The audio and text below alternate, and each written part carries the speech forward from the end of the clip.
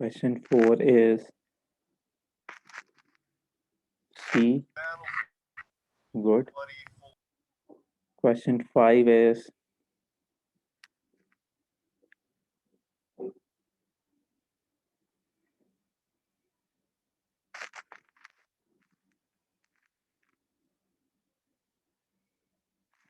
Question 5 में मेरा answer आ रहा है, जनाब अल्लाह आपका भला करे, -25/13। अब आप ज़रा ये चेक करें कि मेरा आंसर सही है या आपका सही है।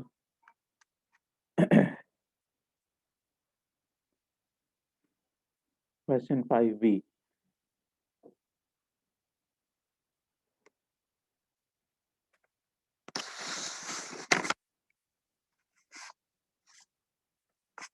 You know, if this is a singular matrix, then हम इसको यहाँ से ओपन करें अगर, तो it would be 2 plus x with -1, 2, 1 and -5, -3 with 1, 2, x and -5, plus 4 with x -1, oh, not x,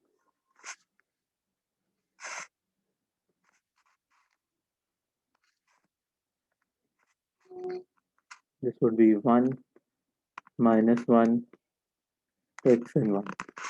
So 2 plus x के लिए this would be 5 minus 2, -1, 2, 1 and 5. Perfect. -3 के लिए 1, 2x minus 5. So -5 minus 2x plus 4 के लिए it would be 1 plus x. And for this being singular, मैंने निकाला है determinant इस मैट्रिक्स का। अगर ये singular है तो इसको होना चाहिए equals to 0. That means 2 plus x times 3 minus 3 times -5 minus 2x plus 4 times 1 plus x is equals to 0. So 6 plus 3x plus 15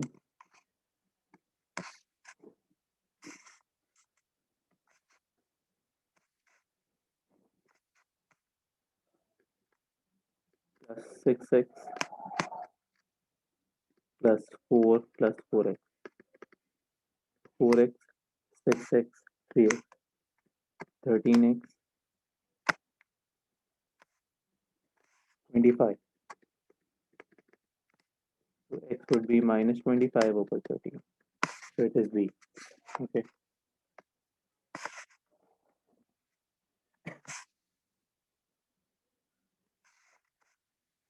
Then if we move on, question 6.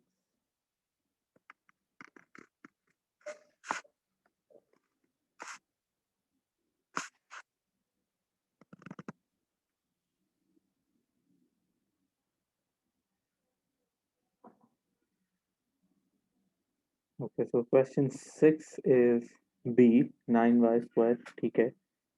Question 7,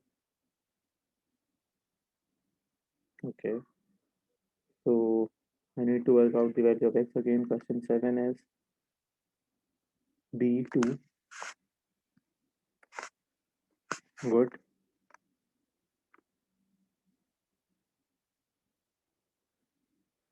Question 8, ये unclear था, okay. तो इसमें मैंने मेरा ख्याल है group पे डाला था कि what we need to find is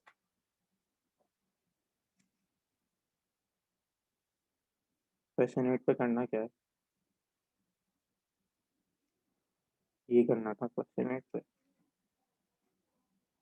मैंने ग्रुप पे मैसेज डाल दिया और मैं वापस आ जाता हूँ. तो हमें फाइंड आउट करना है ए बी इनवर्स,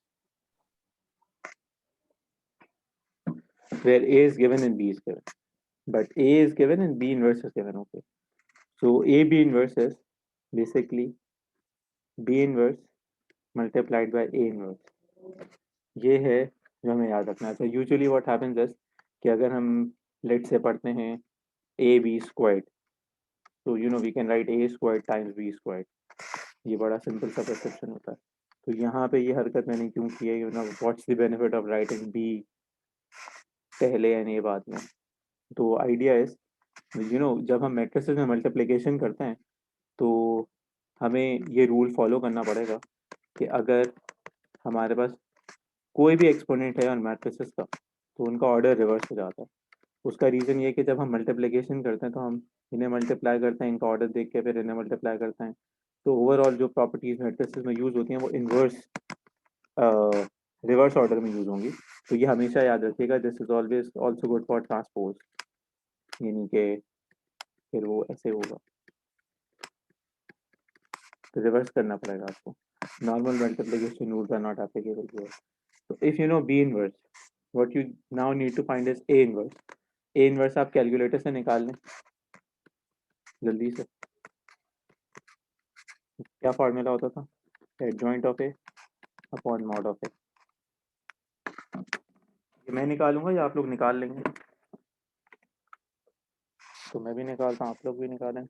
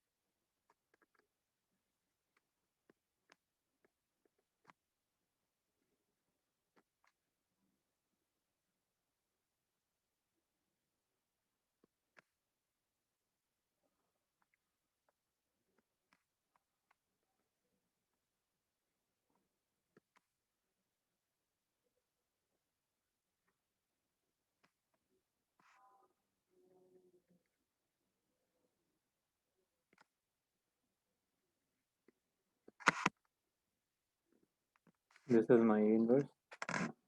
तो बी इनवर्स पता है, multiplied by A inverse.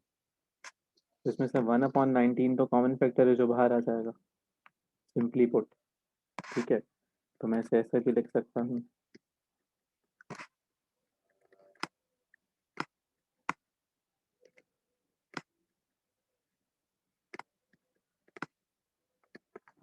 Simply मैंने ये काम किया है। तो अब मुझे मल्टीप्लाई करना है बी इनवर्स पहले, ए इनवर्स बाद में।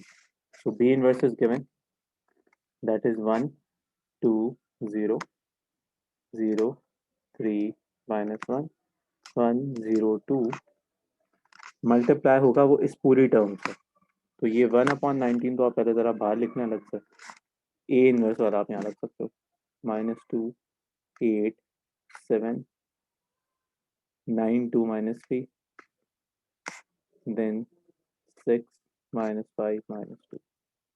ठीक है, अब आप इन्हें कैलकुलेटर से मल्टीप्लाई कर लें, so you will get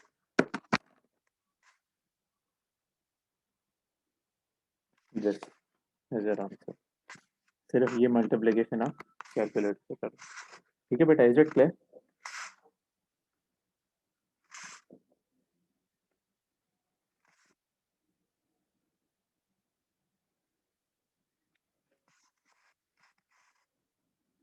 good. Question 9 में क्या करना है हमने?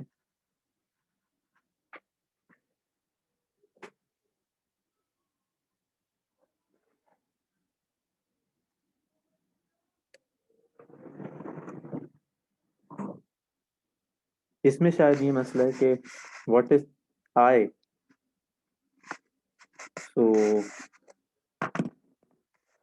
first you need to work out a squared, so a squared would be calculated as a times a, तो आप सिंपली कैलकुलेटर से आंसर निकालना है उसका, then -3i, so I is an identity matrix, अगर 3 by 3 का गिवन मैट्रिक्स होगा तो हम आइडेंटिटी मैट्रिक्स 3 by 3 का लेंगे,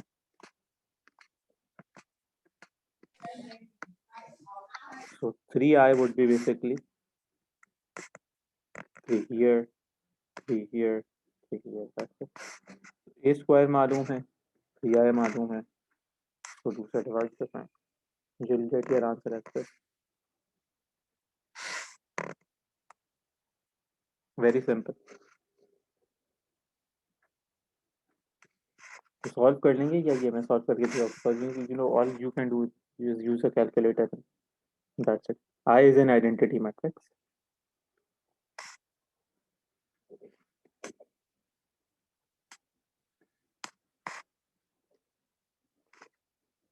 आइडेंटिटी मैट्रिक्स में हम हमेशा ये हरकतें करेंगे,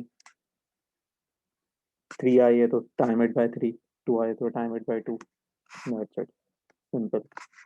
9 का आंसर मेरा आ रहा था ए, ठीक है बेटा। नेक्स्ट क्वेश्चन जो है इसका आंसर मेरा आ रहा है ए, ठीक है। फिर आगे आ रहे हैं अगर, तो इसका आंसर मेरा आ रहा है B,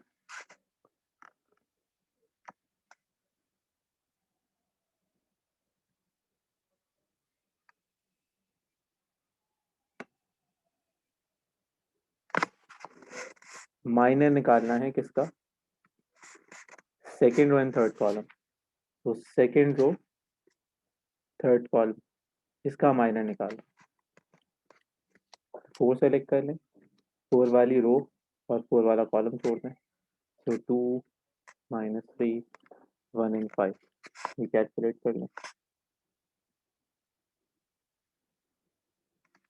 so this would be 4 10 plus 3, so 13 into 4,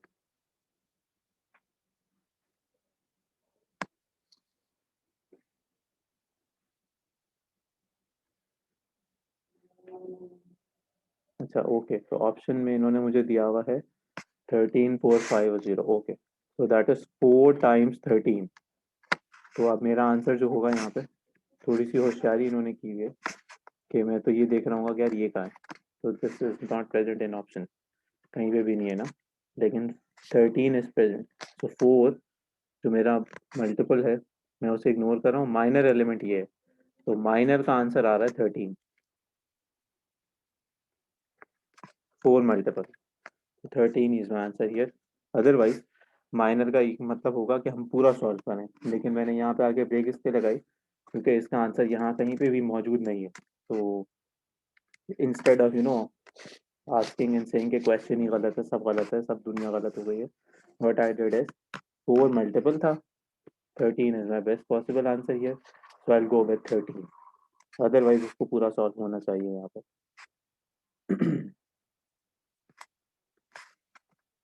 then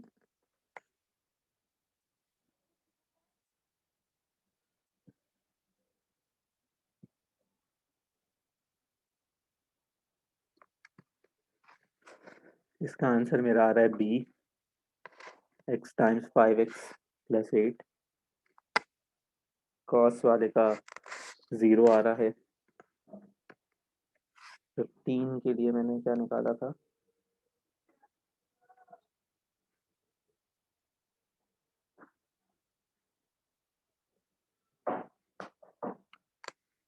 this is plus -6 C, good. तो अब ये मैट्रिसेस की हमने डिस्कशन कर दी और हमारा ये डिस्कशन काफ़ी अच्छे से चल भी रहा था रिलेटेड टू मैट्रिसेस, तो आई होप ये क्लियर भी होगा और इसमें कोई मसला नहीं होगा किसी को। तो जो लोग नए स्टूडेंट्स हैं उनके लिए मैंने ये किया था कि मैंने सारी वीडियोस जो है वो यूट्यूब पे अपलोड कर दी थी, एक जो लास्ट वीडियो थी वो मैंने क्या कहते हैं अपने ड्राइव पे डाल दी थी। सैटरडे को जब मुझे बताया गया कि वो नहीं एक्सेस हो रही, तो मैं, क्योंकि Saturday Sunday out of city था, तो वो मैं इंशाल्लाह ताला आज कर देता हूँ सही, तो आप लोगों के लिए वो अवेलेबल होगा। प्लस जो वीडियोस देख रहे हैं, सिर्फ उनसे ये रिक्वेस्ट होगी कि अगर वीडियोस के अंदर आपको कोई बात समझ में ना आए तो please message me up so that we can arrange a class. अच्छा, next what I was thinking is कि अब हम क्या शुरू करें। तो हमने अब तक 3 अपने जो हैं वो टॉपिक्स कवर किए हैं। फर्स्ट टॉपिक हमारा क्या था, किसी को याद है?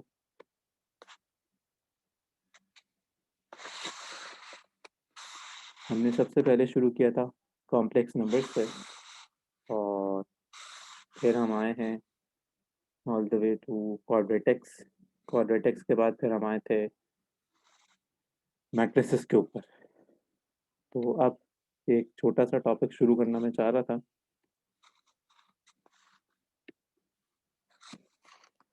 दैट इज, वो आप सब ने शायद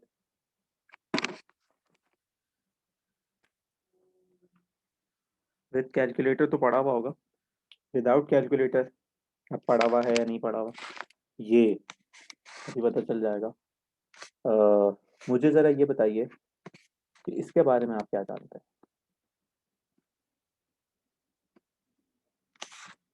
एनी आइडियाज? क्योंकि ये one of the best topics है, फ्यू टॉपिक्स जो एमसीक्यूज में आपको सबसे ज़्यादा नस्ट में दिखेगा। ये एनईडी के अंदर पहले बहुत आते थे इसके क्वेश्चन, अब नहीं आते। और दूसरा ये कि इसके क्वेश्चंस हमें फिजिक्स में और केमिस्ट्री में भी वो बाज़ औक़ात दे सकते हैं यूजिंग सिग्निफिकेंट फिगर्स में। तो ये एक जनरल टॉपिक है जो आता है और बड़े मज़े का होता है। लेकिन विदाउट कैलकुलेटर ज़ाहिर ऑब्वियस सी बात है, अब लॉ को लेके चलना एक चैलेंज होगा, नो डाउट। लेकिन उसके लिए what we need is a log book. ये तो आपने कभी भी नहीं देखी होगी, लेकिन ऐसा होता है कि एनईडी वाले ये देते हैं आपको, यानी कि जब आप एनईडी की टेस्ट में जाके बैठेंगे तो वो आपको, कैलकुलेटर वहाँ पे अलाउड होता है वैसे, लेकिन वो आपको लॉग बुक देंगे, क्योंकि वो एक सरकारी जो है ना, वो है सरकारी रस्म है कि जब भी बच्चा पेपर देने जाएगा ना तो उसको ये देना होगा, यानी कि वो उसको हमेशा ये पकड़ाएंगे कि भाई लॉग बुक दे। तो अच्छा, लॉग बुक का आप करना क्या है? लॉग बुक का करना कुछ भी नहीं है। लॉग बुक ज़ाहिर है आप क्या कहते हैं, यूज़ कैसे करते हैं, वो सारी चीज़ें हम इसमें आपको हिंट दूंगा, डिस्कस ज़रूर करेंगे हम। लेकिन आई वुड रिकमेंड अगेन कि उस बुक को इस्तेमाल करना जो है ना, वो खुद लॉग के फॉर्मूला से ज़्यादा खतरनाक है। अच्छा, देन टू, अगर आपके पास क्या कहते हैं, जैसे एनईडी के अंदर अब आपके पास चॉइस है कि आपको बुक भी मिली है, लॉग बुक भी दी हुई है, वो कैलकुलेटर भी अलाउड है। तो देखिए आप, you go with your calculator, यानी कि लॉग बुक में जाने की कोई ज़रूरत नहीं है, कोई सेंस नहीं बनता। ठीक है। लेकिन ऐसे भी क्वेश्चन होंगे जो हम इसमें करेंगे, उसमें ये होगा कि हमारे पास लॉग बुक हो या ना हो, कैलकुलेटर होगा भी सही, कैलकुलेटर मौजूद होगा, लेकिन क्वेश्चन हमसे नहीं होंगे। यानी कि अगर मैं आपसे ये कहूँ कि एक जो है वो क्वेश्चन है इस तरह का, लेट से, इसमें खतरनाक सा क्वेश्चन लिखता हूँ आपको तंग करने के लिए। If log 3 to the base 10 is 0.477, then the number of digits, अब वो किसकी बात करें, number of digits in 3 to the power 50 is। तो अब अगर आपके पास कैलकुलेटर, आप क्या कर लेंगे, यानी कि इसको सॉल्व करेंगे बैठ के, तो 3 टू द पावर 50 के अंदर फिर आप नंबर ऑफ डिजिट्स काउंट करेंगे। तो आई डोंट थिंक कि ये कोई रिकमेंडेड प्रैक्टिस होगी। तो इसके लिए हमें कुछ चीज़ें हैं जो याद होनी चाहिए, पता होनी चाहिए। क्या क्या ये कि this is one of the most simplified question in log, इस तरह के क्वेश्चन आ रहे होते हैं ना। ठीक है, तो अब कहानी ये है कि लॉग की अंडरस्टैंडिंग क्या है। पहले ज़रा मुझे ये बता दें, किसी ने पढ़ा है कभी ज़िंदगी में, कभी सुना है विदाउट कैलकुलेटर कैलकुलेटर, ये है क्या? डेफिनेटली यूज तो सबने किया होगा।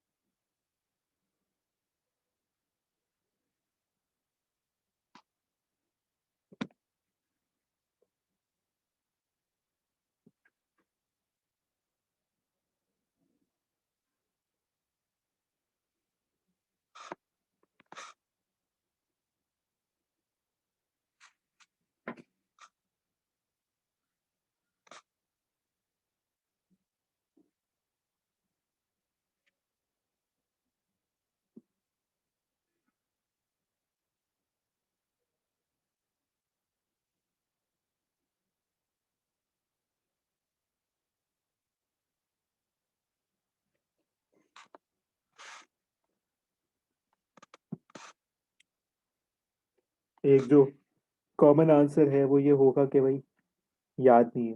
दैट आई नो याद नहीं है, लेकिन मुझे फिर भी बताएं कम से कम क्या क्या अंडरस्टैंडिंग है नहीं है।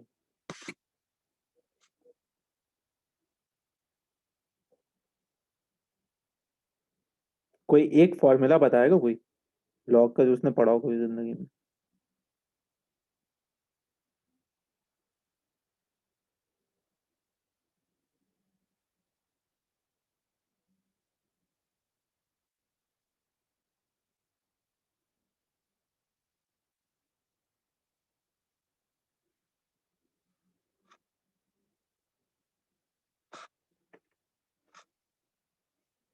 डिवीजन का।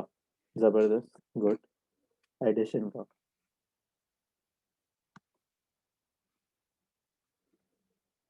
गुड। मल्टीप्लिकेशन डिवीजन के आगे। जबरदस्त, मजा आया भाई।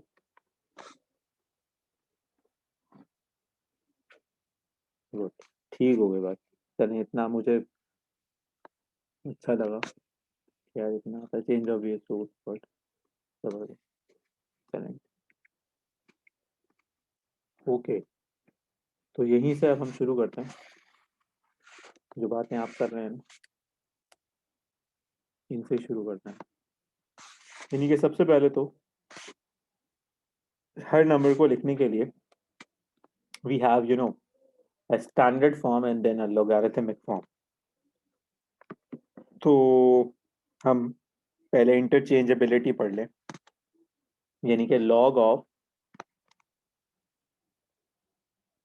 b to the base a equals to m। ये है log की standard form. That's how you write log। अच्छा, यूजुअली हमारे यहाँ पे परसेप्शन ये होता है we use log। That's it. ये तो मतलब लिखने का कोई रवाज ही नहीं होता ना। यानी कि a, दैट्स बेस। तो बेस इज यूजुअली 10। यानी कि इफ दे राइट लॉग तो दैट ऑल्सो मीन्स यहाँ पे 10 है, कुछ भी नहीं लिखा हुआ तो 10 है। बड़ी सीधी सी बात है। लेकिन एक और ड्रामा होता है, log with any natural number as base. यानी कि ये कोई भी नेचुरल नंबर हो सकता है, इसको मैं लिख देता हूँ n बिलोंग्स टू n। तो अब ये बन जाएगा ln। कैलकुलेटर में ये भी मौजूद होता है एज एन ऑप्शन, और ये भी मौजूद होता है।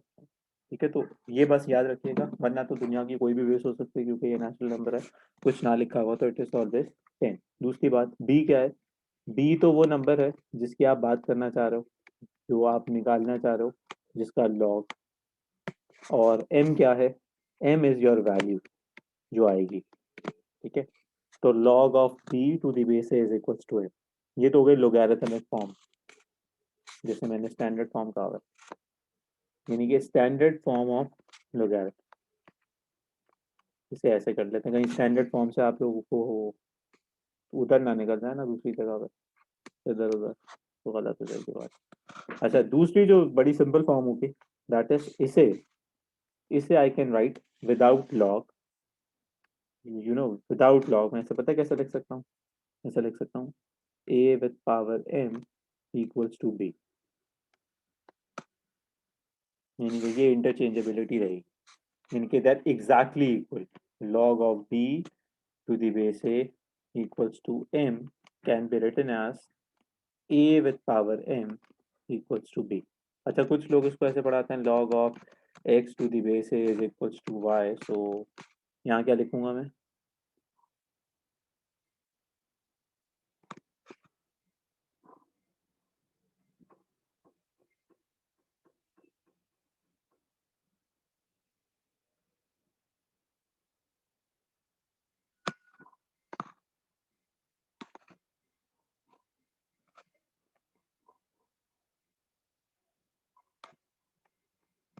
meaning I should be writing a with power 5 is equals to x. Excellent, good हो गई। ये दोनों चीजें चल रही होती हैं, ठीक है। अच्छा,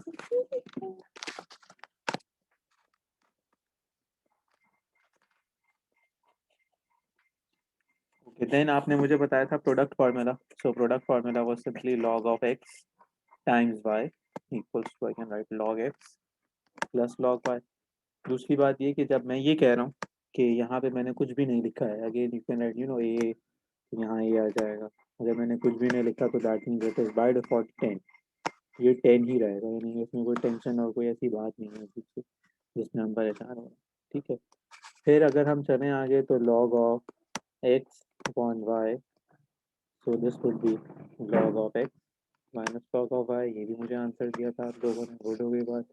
एक और चीज़ जो शायद आप लोग मुझे बताना भूल गए, वो क्या था? वो था अगर मैं लिखूँ, हाँ, log of x with power y, मैं ऐसा लिख सकता हूँ y log x, ये जो पावर होगी this becomes the coefficient, then log of 10 to the base 10 is always 1, log of 1 to the base 10 is 0।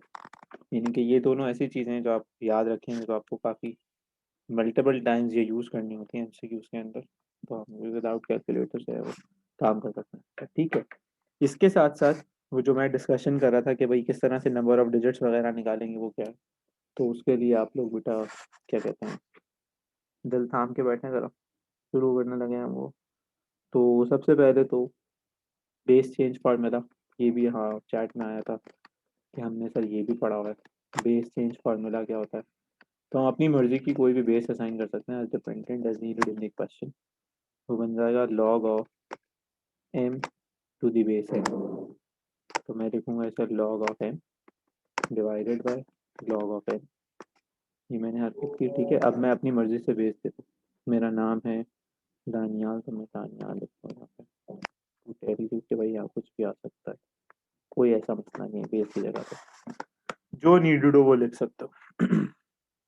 ठीक है, इसी तरह से एक बड़े ही मजेदार रिलेशनशिप, उसे मैं कहता हूँ रेसिप्रोकल रिलेशनशिप, ठीक है। अच्छा, वो रेसिप्रोकल रिलेशनशिप क्या होता है? यूजुअली वो रेसिप्रोकल रिलेशनशिप होता है जो टीचर और स्टूडेंट का होता है। टीचर खुश तो बच्चे खुश नहीं होंगे, बच्चे रोते रहेंगे बेचारे। तो बेटा मीटिंग एंड हो रही है, आप जरा मीटिंग ज्वाइन कर लो।